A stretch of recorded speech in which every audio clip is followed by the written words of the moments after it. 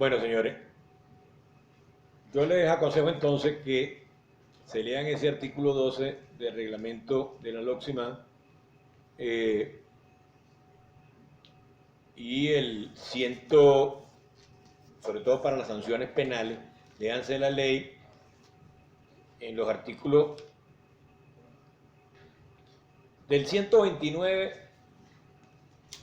al 136. De todas maneras, recuerden que las sanciones penales están específicamente en el artículo 131. Es decir, que cuando un trabajador muere por accidente de trabajo o tiene una discapacidad, hay una serie de, hay unos grados pues de incapacidad o de enfermedad, y la propia disposición del artículo 131, en base al daño que sufre la persona o la discapacidad que tenga,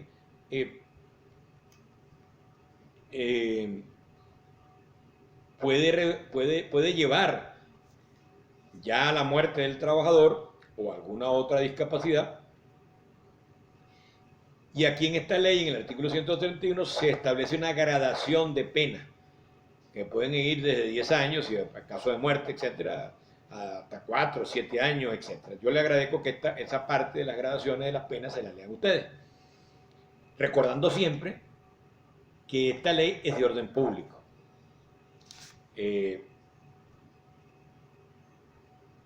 Tendríamos mucho tiempo para hablar sobre esto, pero es que pero el problema es, fíjense, cuando usted acude a un tribunal laboral y usted introduce una demanda por violación de esta ley en los tribunales laborales, se supone que el juez es un funcionario público.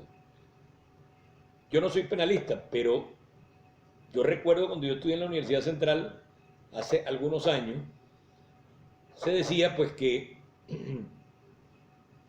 había delitos que son de acción pública, por tanto eran de obligatoria denuncia. Yo, aun cuando han distorsionado mucho el derecho, yo creo que esa norma todavía sigue existiendo. Entonces, ¿qué pasa? Si usted introduce una demanda por razones de seguridad social, póngase usted, se le fracturó la pierna a un trabajador, usted está contando el cuento laboral para la demanda moral y la demanda de daño, o sea, pero de daño a consecuencia del factor laborativo. Pero, como quiera que está aquí el artículo 131, y ese daño en la pierna eventualmente significa que ese trabajador va a tener algún tiempo sin poder laborar, y eso lleva, de acuerdo a cómo haya sido el accidente, a una parte punitiva para el patrono que lo causó, ya porque no cumplió con las órdenes normales que debían de tener para hacer el determinado trabajo de la persona, hay una sanción penal. Entonces, ¿qué sucede? Cuando usted introduce una demanda laboral, pero que tenga que ver con esta materia, el juez laboral, que es un funcionario público, debería de inmediato sacar una copia certificada, sin pedírselo usted, debería de inmediato, aparte de sin pedírselo usted, una copia certificada de esa demanda que usted introdujo. ¿Para qué? Para remitirla al fiscal o al tribunal penal, pero al fiscal en principio, al fiscal ese que llaman, hay un par de fiscales que son unos fiscales especiales que actúan en el Ministerio Público y que se ocupan específica de esta materia. El juez debería sacar una copia de esa demanda con lo que el demandante está señalando de que el tipo se le fracturó una pierna, o el tipo se murió, o el tipo le arrancaron medio cuerpo, le arrancaron una pierna, y que se supone que en el 131 hay una gradación, si hay discapacidad total, si hay discapacidad parcial, si hay discapacidad temporal. Cada uno de esos tiene una pena, una sanción penal. El juez, los fiscales del Ministerio Público, que deberían ser advertidos por el juez laboral, mandándole una copia certificada de la demanda que introdujo el tipo, o el abogado del trabajador, el fiscal debería abrir una averiguación de oficio. Pero nuestros jueces laborales eso nunca lo han hecho. No sé por qué, porque ellos son funcionarios públicos.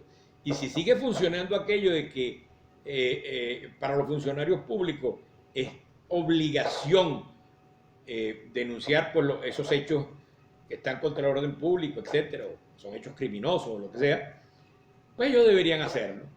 Pero créanme que eso no lo hacen. Voy a ver si ustedes ejercen y a lo mejor ustedes hacen presión para que eso suceda. Yo, no crean que es que yo no he hablado con muchos jueces laborales sobre esta materia, pero pareciera que nadie tiene interés, ni siquiera el Tribunal Supremo, en la sala social a ese respecto. De todas maneras, recuerden que en la sala social hay cuatro penalistas y un administrativista. No hay ningún laboralista en la sala social del Tribunal Supremo. Ahora bien, llegamos a lo que podría ser el último tema de esta materia, que es el tema 12. El tema 12 se refiere a los órganos administrativos del trabajo, las funciones del Ministerio del Trabajo, las facultades, los inspectores, el servicio de empleo, etcétera, etcétera. Las multas. Entonces, fíjense una cosa. Ustedes, yo les ruego que comiencen a leer a partir del 499, donde están todas las funciones del Ministerio del Trabajo.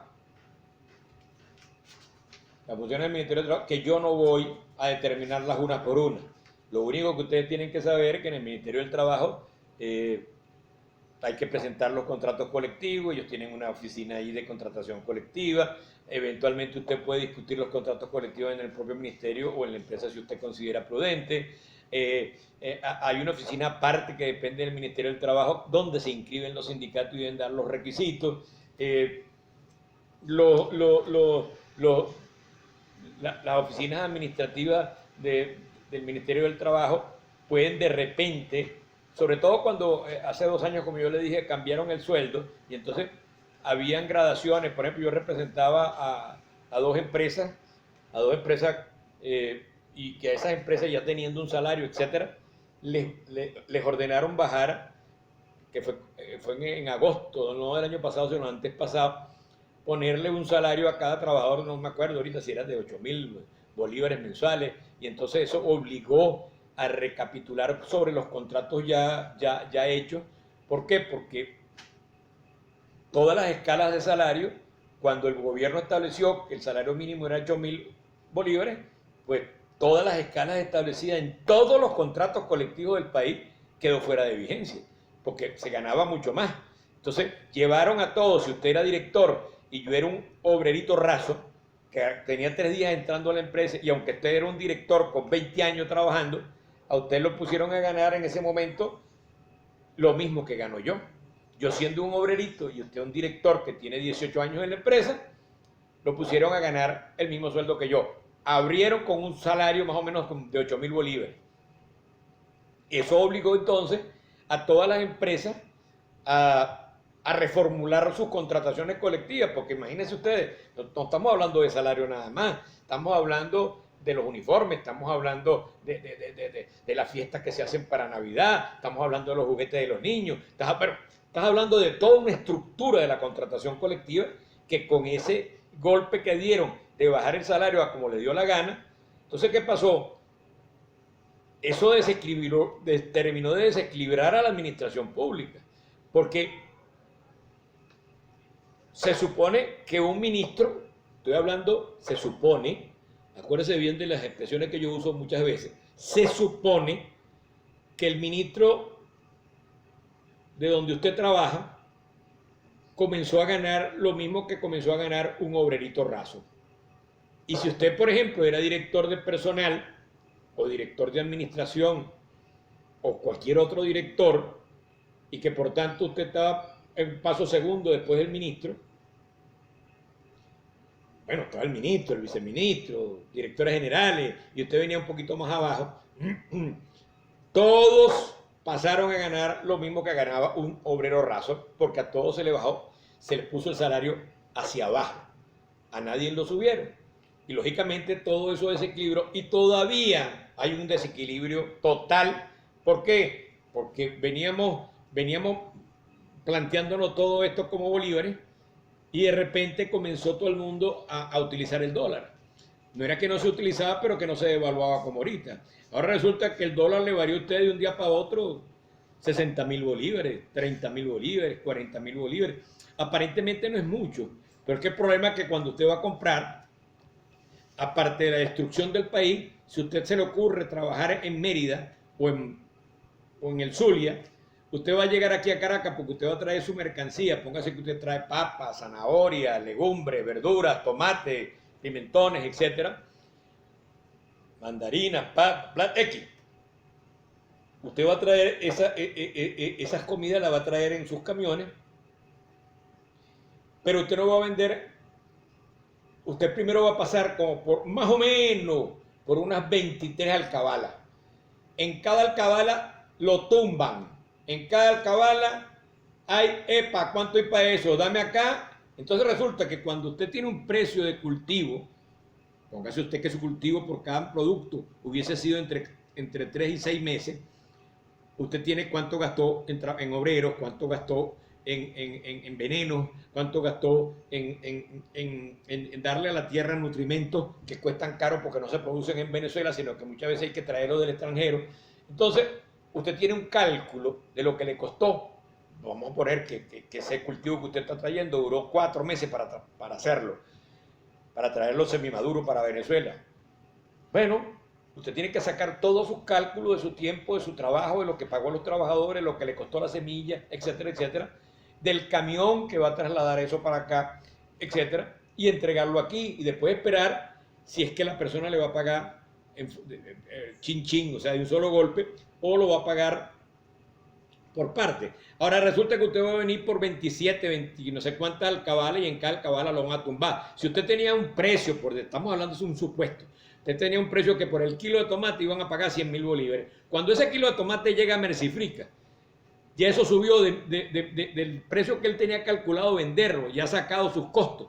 Vamos a poner que el costo sería 100.000. Entonces resulta que ese tomate, al llegar a Mercifrica, ya está más o menos en los 2 millones de bolívares. ¿Por qué? Por toda la matraca que le hicieron en todas las alcabalas. Esa es la verdad que tenemos nosotros en el país.